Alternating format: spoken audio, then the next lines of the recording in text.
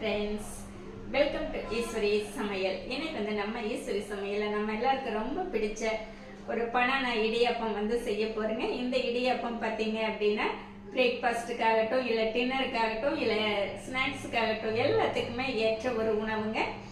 இந்த ரெசிபி பார்த்தீங்க அப்படின்னா ரொம்பவே ஆரோக்கியமான ஒரு ரெசிபின்னு கூட சொல்லலாங்க. இந்த ரெசிபி இப்போ எப்படி செய்யலான்ட்டு பார்க்கலாம் வாங்க.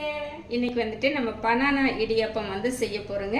அதாவது வாழைப்பழம் இடியாப்பம். அதுக்கு நான் இந்த அளவுக்கு ஒரு பெரிய நேந்திரம்பழம் எடுத்து வச்சிருக்கேங்க. இந்த அளவுக்கு நம்மளுக்கு நேந்திரம்பழம் தேவைப்படாதுங்க.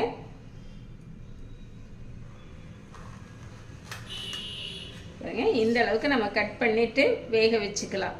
ஏன்னா நம்ம மாவு 2 கப் சேர்த்த போறோம். அதுக்கு இந்த வாழைப்பழம் கரெக்டா இருக்குங்க. இட்லி பாத்திரத்தில் தண்ணி வச்சு சூடாயிட்டு இருக்குங்க. நல்லாவே சூடாயிடுச்சு. இப்போ நம்ம இந்த பழத்தை வச்சுக்கலாம். ஒரு 10 நிமிஷம் வேகட்டுங்க. மூடி போட்டுக்கலாம். இப்போ நம்மளுக்கு 10 நிமிஷம் ஆச்சுங்க. பழம் நல்லா வெந்துடுச்சு. பார்த்தீங்களா, அப்படியே தோல் எல்லாம் விட்டு பிரிஞ்சு வந்திருக்கு பாருங்க. இப்போ நம்ம எடுத்துக்கலாங்க. வாழைப்பழம் சூடு ஆறிடுச்சுங்க. கொஞ்சம் வெது வெதுப்பாக இருக்குது. இப்போ இதனோட தோல் நம்ம எடுத்துக்கலாங்க.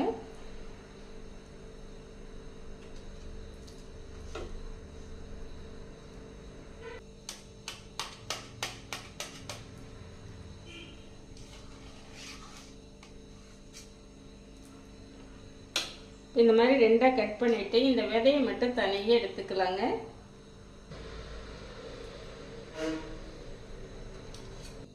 பழத்தில் இருக்கிற அந்த விதையெல்லாம் எடுத்துட்டு நம்ம கட் பண்ணிக்கலாங்க. இப்போ நம்ம கட் பண்ண பழத்தை மிக்ஸி ஜாரில் சேர்த்திக்கலாங்க. நம்ம அப்படியே மசிச்சு செய்யறதுனாலும் செய்யலாங்க. ஆனால் இந்த மாதிரி அடித்து சேர்த்திட்டோம் அப்படின்னா நம்மளுக்கு இடியாப்பம் முடிகிறதுக்கு நல்லாயிருக்கும். இப்போ நம்ம வாழைப்பழத்தை தண்ணி விடாமல் நல்லா அரைச்சி எடுத்துகிட்டு வந்துட்டேங்க. இதை நம்ம மிக்சிங் பாத்திரத்தில் சேர்த்திக்கலாங்க.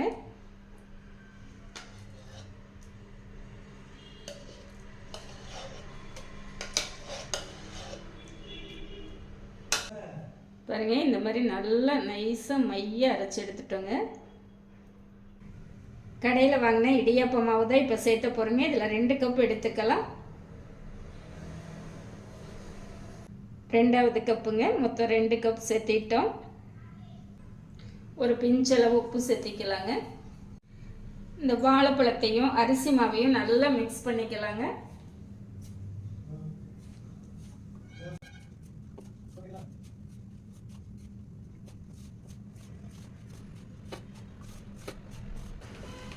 பாருங்க, இந்த அளவுக்கு நல்லா கலந்துட்டோம். பார்த்தீங்கன்னா இப்படி பிடிச்சா பிடிக்கலாம், அந்த அளவுக்கு இருக்குங்க. தண்ணி நல்லா கொதிக்க வச்சிருக்கேங்க. இந்த சுடுதண்ணி சேர்த்து நல்லா மாவை கலந்து விட்டுக்கலாங்க. நம்ம கொஞ்சமா சேர்த்தனோம்னாலே கரெக்டா இருக்குங்க.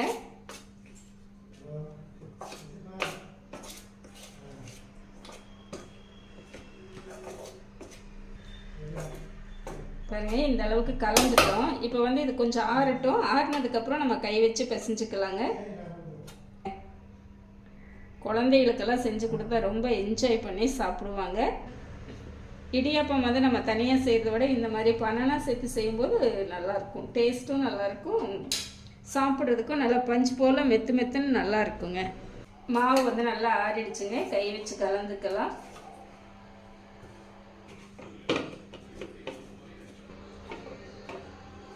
பாருங்க, நல்லா கலந்துட்டோம். இருக்கட்டும்.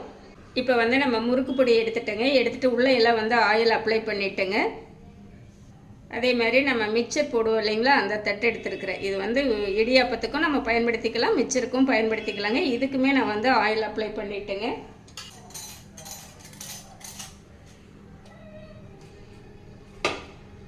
மாவு எடுத்துட்டு இந்த மாதிரி நீல வாக்கில் உருட்டிக்கங்க. இந்த மாதிரி நீல வாக்கில் உருட்டிட்டோம் அப்படின்னா நம்மளுக்கு அந்த குழலில் சேர்த்துறதுக்கு ரொம்ப வசதியாக இருக்கும். பார்த்தீங்களா, இந்த மாதிரி உருட்டிட்டு இப்படி சேர்த்திக்கலாம்.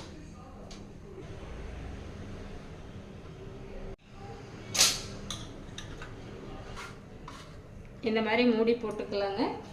நான் இன்னைக்கு இந்த மாதிரி சின்ன சின்ன தட்டில் சுற்றிக்கலாம் அப்படின்னு சொல்லிட்டு சின்ன சின்ன தட்டு எடுத்து வச்சுருக்கேங்க. நீங்கள் இட்லி பாத்திரத்துலேயே சுற்றி வைக்கிறதுனாலும் வச்சுக்கலாம், இல்லை இடியாப்பத்தட்டு இருந்ததுனால இடியாப்பத்தட்டில் சுற்றி வச்சுக்கலாம். இந்த மாதிரி செய்யும்போது கொஞ்சம் குட்டி குட்டியாக பார்க்குறதுக்கு நல்லா அழகாக இருக்கும் அப்படிங்கிறதுனால நான் இதில் வந்து சேர்த்திருக்கிறேங்க.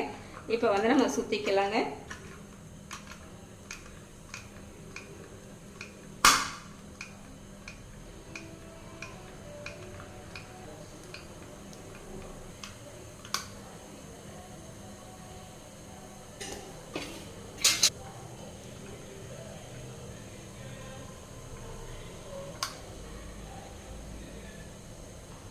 பார்க்குறதுக்கே அப்படியே எல்லோ எஸ்ஸாக நல்லா இருக்குங்க. இப்போ தண்ணி பார்த்தீங்கன்னா நல்லா கொதிச்சிட்ருக்கு. நம்ம இட்லி தட்டு வச்சுக்கலாங்க.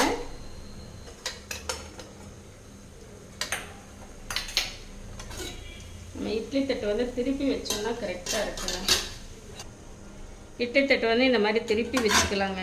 இந்த மாதிரி வச்சிட்டோம்னா தட்டு வைக்கிறதுக்கு நல்லாயிருக்கும்.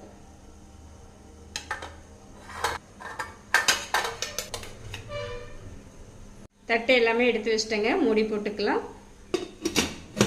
ஒரு 10 நிமிஷம் வேகட்டுங்க. நம்மளுக்கு இப்போ 10 நிமிஷம் ஆச்சுங்க. இப்போ ஓப்பன் பண்ணிக்கலாம்.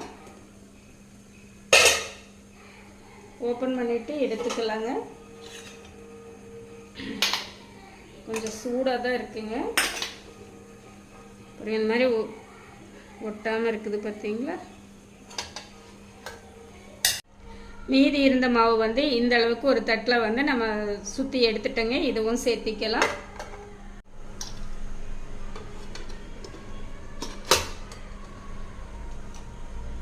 பாருங்க, இந்த தட்டும் வச்சுக்கலாம். இப்போ நம்ம 2 தட்டில் சுற்றி இருக்கோம் இல்லைங்களா. அந்த 2 தட்டும் எடுத்து வச்சாச்சு. இப்போ மூடி போட்டுக்கலாம். ஒரு 10 நிமிஷம் ஆச்சுங்க. நம்ம ஓப்பன் பண்ணிக்கலாம்.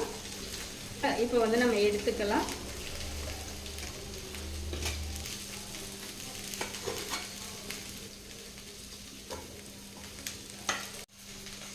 நம்மளுக்கு இடியாப்பம் எல்லாமே வேக வச்சு எடுத்துகிட்டு வந்துட்டேங்க. ரொம்பவே சூப்பராக வந்திருக்கு பார்த்தீங்களா. இப்போ அப்படியே மேலாப்பில் கொஞ்சம் தேங்காய் பூ சேர்த்திக்கலாங்க.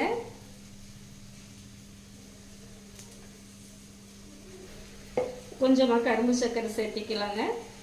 ஏற்கனவே பார்த்தீங்க அப்படின்னா நம்ம அந்த பழத்தோட ஸ்வீட்டே நல்லா இருக்குங்க. சும்மா லைட்டாக சர்க்கரை சேர்த்துனாலே சாப்பிட்றதுக்கு ரொம்ப நல்லாயிருக்கும்.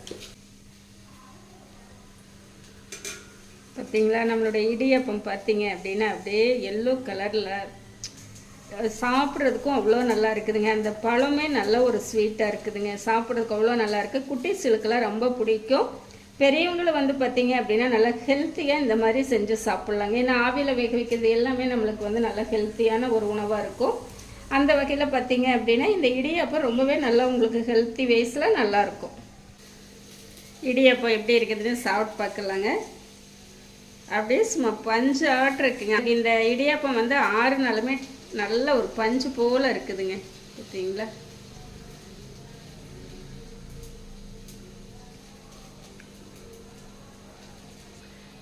நல்ல ஒரு டேஸ்ட்டில் சூப்பராக இருக்குங்க.